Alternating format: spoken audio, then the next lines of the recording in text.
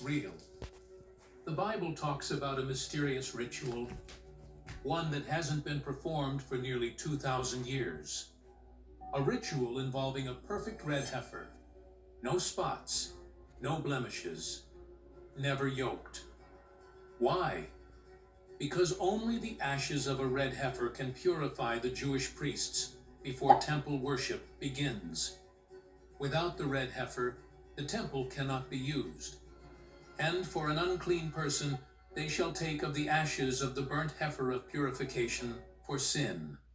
And now, they have the heifers, not just one, but 5, brought from Texas, raised under strict rabbinical supervision, and waiting for the day of sacrifice. Why now? Why these heifers? The arrival of the red heifer means one thing: the temple is closer than ever. In September 2022, 5 red heifers were flown into Israel from Texas. They were carefully selected, examined for blemishes, checked for even 2 non-red hairs, which would disqualify them. And when they passed inspection, they were greeted with dancing and celebration. But not by the whole world, because while most ignored it, those who understand prophecy held their breath. Then shall the sanctuary be cleansed. Daniel 8:14. This isn't just a religious ceremony. This is prophecy in motion, because the Bible says, "Let no man deceive you, for that day shall not come, except there come a falling away first, and that man of sin be revealed, who opposeth and exalteth himself, so that he as God sitteth in the temple of God." 2 Thessalonians 2:3-4. The Antichrist will sit in the third temple, but before he can sit, the temple must be built. And before it's built, the red heifer must be sacrificed. We are almost there. So what's the timeline? Here's what's expected. 1 will be selected for sacrifice. The ceremony will happen outside Jerusalem, likely on the Mount of Olives. The ashes will be mixed, stored, and used to purify the new temple site. The third temple will be ready for construction or dedication. Prophecy will move forward fast. The Temple Institute has already announced their intention to perform the red heifer ceremony before Passover this year. That's not next year. That's not someday. That's months away. But to understand why this matters, you need to see what else they've been preparing. Preparation number 2, the sacred vessel's recreation. While the world was distracted, master craftsmen in Jerusalem have been recreating something extraordinary. Over 60 sacred vessels, each one crafted according to biblical specifications that haven't been relevant since 70 AD. But here's where this gets absolutely incredible. I'm about to show you items that are worth more than most people's houses, crafted with precious metals and ancient techniques that took years to perfect. This is the Temple Institute's recreation of the golden menorah. 95 pounds of pure gold. Price tag, $2 million. But here's what's really stunning. This isn't a replica for display. This is a functional menorah designed to be used in actual temple service. And it's not just the menorah. What you're seeing now, and what I'm about to show you, represents the largest collection of temple vessels created since the destruction of the Second Temple. But here's the question that's going to shock you. Why spend millions of dollars creating functional temple vessels if you're not planning to use them? The answer to that question is coming up, and it's going to change everything you think you know about this story. Incense vessels designed to burn the exact spices mentioned in Exodus. Measuring cups calibrated to biblical standards. Silver trumpets that can produce the exact tones described in Numbers. Each item represents months or years of research, craftsmanship, and expense. But vessels are just objects. What about the people? What about the priests who would actually use these items? That brings us to preparation number 3, and this is going to absolutely blow your mind. Preparation number 3, Priestly Training Program, 2130 to 2430. What you're watching right now has never been seen in 2,000 years. These are modern Jewish men, descendants of the priestly tribe of Levi, being trained to perform temple services that their ancestors haven't practiced since the Roman destruction of Jerusalem. Picture this moment. You're watching the restoration of knowledge that was lost for 2,000 years. These men are learning rituals that their great-great-great-grandfathers, going back 70 generations, could only dream of performing again. In 2009, the Temple Institute built a field school in Mizpeh, Jericho, about 20 minutes from Jerusalem.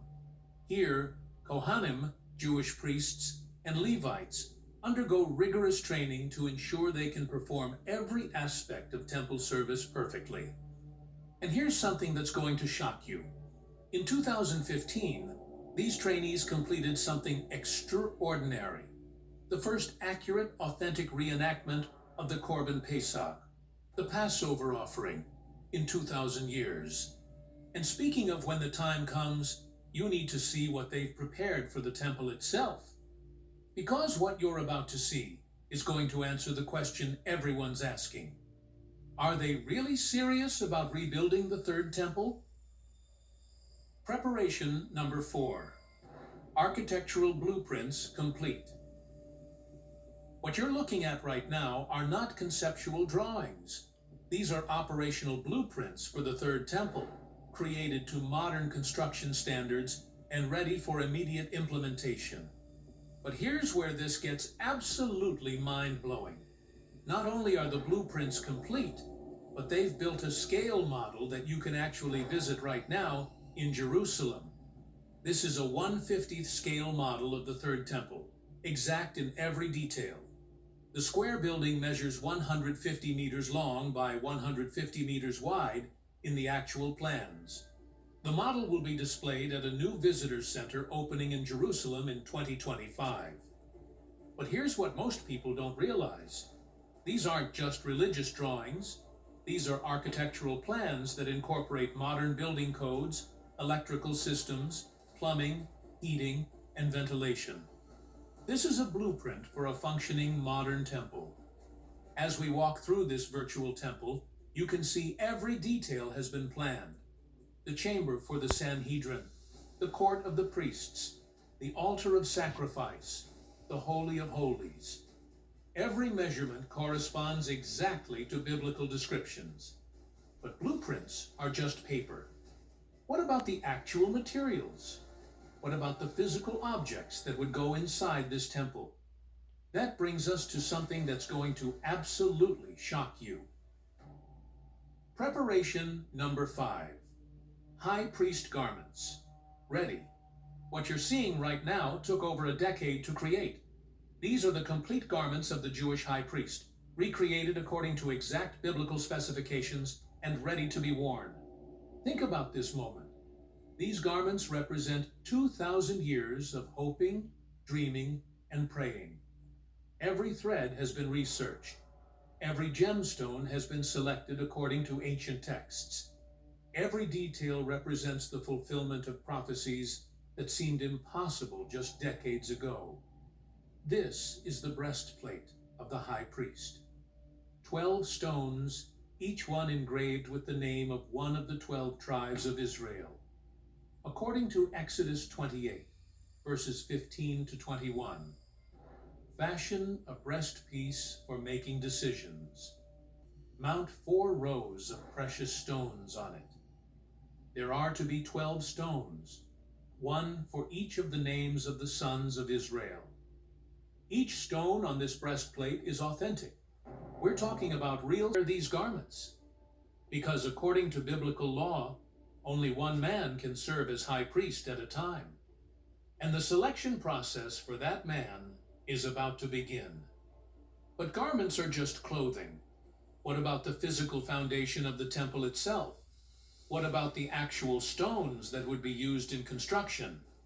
That brings us to preparation number 6, and what you're about to see is going to change everything.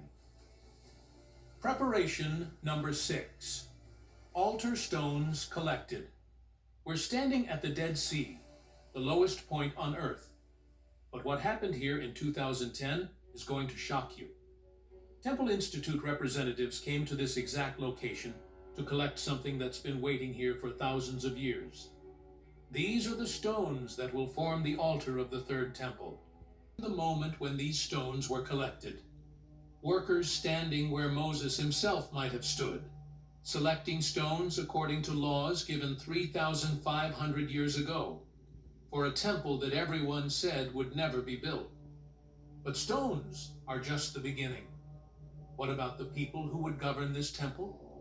What about the religious authority that would oversee temple operations? That brings us to something that's going to absolutely blow your mind. What you're looking at is the design for the most important room that most people have never heard of. This is the assembly hall for the modern Sanhedrin, the supreme religious authority that will govern the third temple. But here's what's really incredible about this design. It's not just theoretical. The Sanhedrin has already been reconstituted. They're meeting right now, and they're actively planning for temple operations. Picture this space, a grand chamber echoing the chamber of hewn stone from Herod's temple. Circular seating for